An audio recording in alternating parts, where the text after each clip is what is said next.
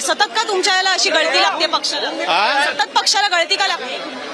बोलूया आणि आता पण तुम्ही ऑन कॅमेरात लाईव्हच बोलूया ना. आमदार पण फुटतील का? तुम्ही एक आमदार आहात, पुढचा नंबर आमदारांचा, त्याच्यानंतर नगरसेवकांचा असं बोलतात. असं आहे मॅडम, 2019 साली ज्या वेळेला उद्धव बाळासाहेब ठाकरेंनी काँग्रेस आणि राष्ट्रवादी काँग्रेस बरोबर सरकार बनवलं, बरोबर आहे, त्याचा दोष उद्धव साहेबांना दिला जातो. पण एक गोष्ट लपवली जाते, पहिलं देवेंद्र फडणवीसांनी अजितदादा पवारांबरोबर सरकार बनवलं, उद्धव बाळासाहेब ठाकरेंनी बनवलं नाही.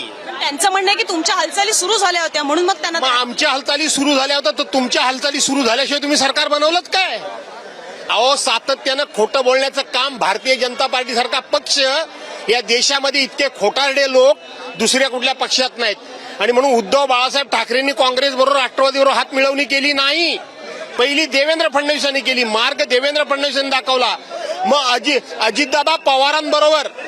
अजितदादा पवारांबरोबर आज तुमचं सरकार आहे, त्यांच्या पक्षाबरोबर अजितदादा नसले तरी, तेव्हा त्यांनी हिंदुत्व तुमचं स्वीकारलं काय? कोणाला हिंदुत्वाच्या गोष्टी सांगता? तुम्हाला निधी मिळत नाही म्हणून सांगता.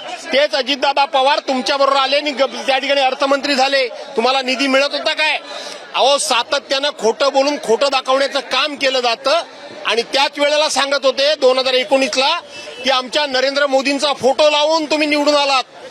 अरे, नरेंद्र मोदींचा फोटो फक्त 2014ला नाहीच लागला, 2019ला फक्त लागला शिवसेनेकरता.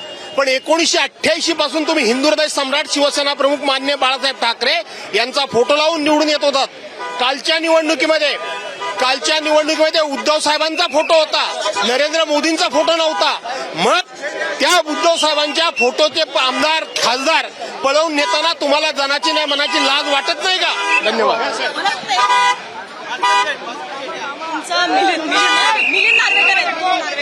मला तुमचं एक फक्त सांगा परत की बंड झालं मला वाटतं हे आले नार्वेकर आहेत. कोण आहे नार्वेकर? कोण लागून गेला? एवढं काय? मला एक सांगा, बंड झालं ज्या वेळेला त्यावेळेला तुम्ही महाप्रबोधन यात्रा काढली, बरोबर? आता ते म्हणतायत आता यात्रा आणि हात जोडून नमस्कार करून चालणार नाही, आता ऑपरेशन तुडवा. तर तुम्ही काय करणार? बरोबर आहे, चुकीचं नाहीये. आता जनतेनं उठाव करण्याची गरज आहे. जनतेनं आज उद्धव साहेबांबद्दल तुम्ही अनेक प्रकारच्या तक्रारी सांगता. ममता बॅनर्जी काय तक्रार आहे? ममता बॅनर्जीबद्दल काय तक्रार होती?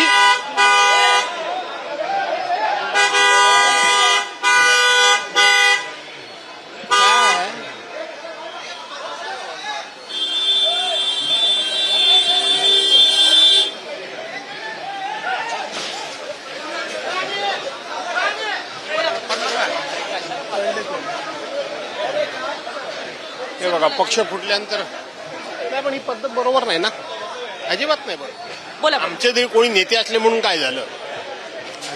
तुम्ही ममता बॅनर्जींबद्दल नाही, असं आहे की उद्धव साहेब भेटत नव्हते असं म्हणतात. मग ममता बॅनर्जी भेटत नव्हत्या का? ममता बॅनर्जी तर कायम मैदानात होत्या, अरविंद केजरीवाल कायम मैदानात होते, बरोबर आहे ना? असे सगळे पक्ष तुम्ही त्यांना जेव्हा दोष देता त्यावेळेला याचं उत्तर काय आहे तुमच्याकडे? नाही, मी तुम्हाला विचारलं तेव्हा त्यावेळेला तुम्ही महाप्रबोधन यात्रा काढली होती, बंड झालं त्यावेळेला. आता इथे म्हणतायत की आता हात जोडून नमस्कार करून काय चालणार नाही, आता ऑपरेशन तुडवा करायचंय. तुम्ही त्याचा भाग असणार आहात का? आणि असणार असाल तर ते कसं? जो भूमिका घेईल, तुडवा म्हणजे काय करणार? पक्ष जी भूमिका घेईल त्या पक्षाच्या भूमिकेवर भास्कर जाधव देखील असणार. त्यात नवीन काय आहे? त्यात नवीन काहीच नाहीये. पक्षानं जर तुडवाची भूमिका घेतली तर भास्कर जाधव देखील त्या आंदोलनामध्ये असेल. त्याच्यात नवीन काय नाही. आणि आम्ही जे पूर्वीचे शिवसैनी घडलेलो आहोत ना, ते ह्या असल्या गोष्टींना सांगून बिगून काय नाही, न सांगता कधी आमच्या हातून एखादी घटना घडेल कळणार पण नाही. धन्यवाद आमच्याशी संवाद साधल्याबद्दल.